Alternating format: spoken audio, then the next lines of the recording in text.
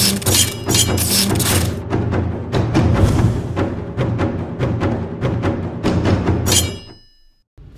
guys, this is NinjaGaijin, and today's episode I just want to talk about hot springs in Japan.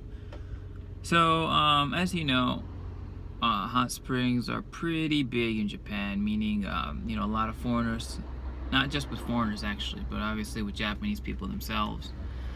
There's a lot of hot springs all across Japan, a lot of mountains, a lot of volcanoes, so, yeah. Each hot spring, well, there's different types. You have your artificially man-made hot springs, and then you have your like real hot springs that they basically tout that they have like special minerals in there, healing properties, you know, you name it. So I'm going to talk about some hot spring experiences that I've had. I've been to the biggest, like the hot spring town. It's actually in Hyogo. It's called Kinosaki Onsen.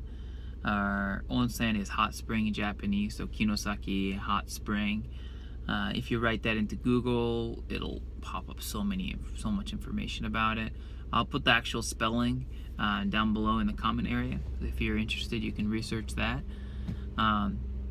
Some things about hot springs are obviously you can't wear a bathing suit, so you have to go completely naked. Yeah, big surprise, right? But yeah, there's that. They are separated obviously with gender, so you have your male, you have your female, like separate, of course. So basically, I'm gonna run it down basically how you go in, or rather the steps on what happens. So you first go in, you pay. It depends on the place, but it could be anywhere between maybe $5 to $10. Usually, I'd say around $10 is more average. $5 is actually pretty cheap, but I mean, you might be able to find some cheaper. Who knows? So you go in. They give you a locker key, like outside the hot spring. Once you get the key, you go into your proper door. You know, man or female. You go inside, there's a locker room. You find your locker, you put your clothes in it. What some people do is they like to take like a small towel with them.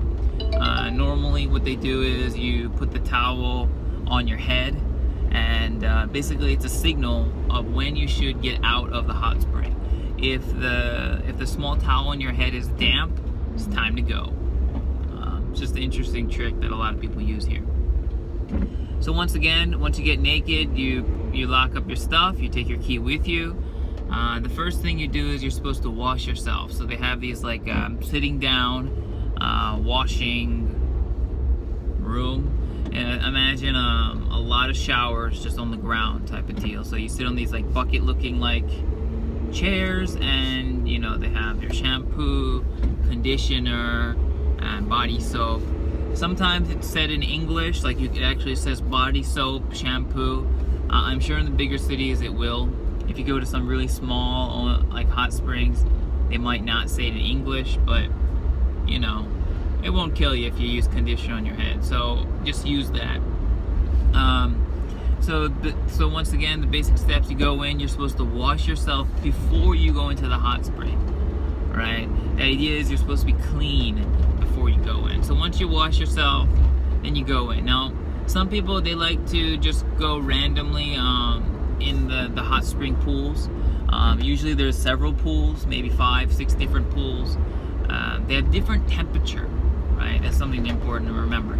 Different temperature. Usually the temperature is stated on the wall or nearby on some panel. The ones I find are usually they're like 37, 38, 39, 40, 41, and these are in Celsius. What some people like to do is some people like to start this extreme hot and then work their way down. Some people like to work their way up. I like to work my way up.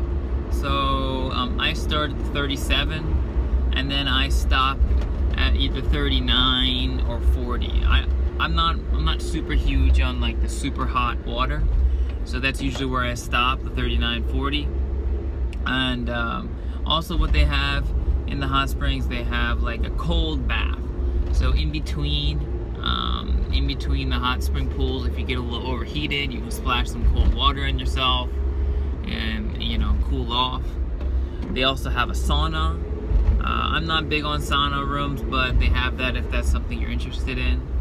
And then at the end, you just go, some people like to rinse themselves, some people they don't, they just leave, because you're technically supposed to be already clean, right? Because before you went into the hot spring, you took a shower. You go out, you put your clothes back on. Something to note is there is no like time limit. A lot of places in Japan, like buffets and stuff, are like 90 minutes, whatever. But hot springs, there is no time limit, so you can take your time. You could be in there all day if you wanted. Once you get out, you put on your clothes, you give them back their key, and you're finished. Now, what a lot of people do in Japan is there's these vending machines outside, and it's standard almost. A lot of people like to drink milk after being in a hot spring, and I'm one of them. I love it. I can't explain why, but it's just extremely refreshing. They have different beverages as well. It's not just milk. If you like coffee, iced coffee, other stuff as well. But like the main thing in the vending machine is milk. And the milk they have are in these like glass containers about this big. It's not a lot of milk. It's literally like maybe 4 or 5 gulps, but it's very satisfying.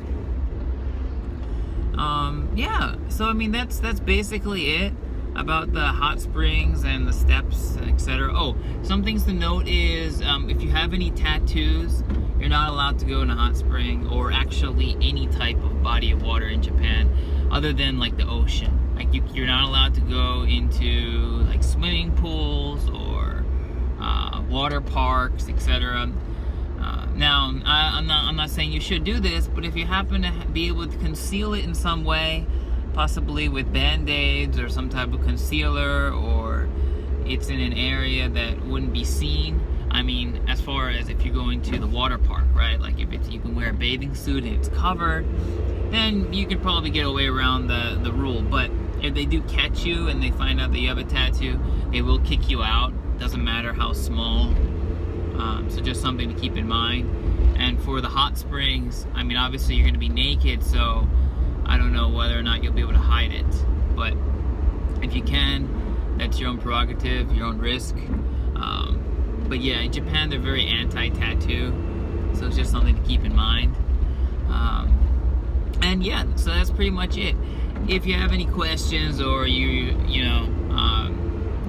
already in Japan, you've been to a hot spring, questions, comments, please just like write them down below. I love to hear about your experience or experiences you hope to have in the future when you visit Japan.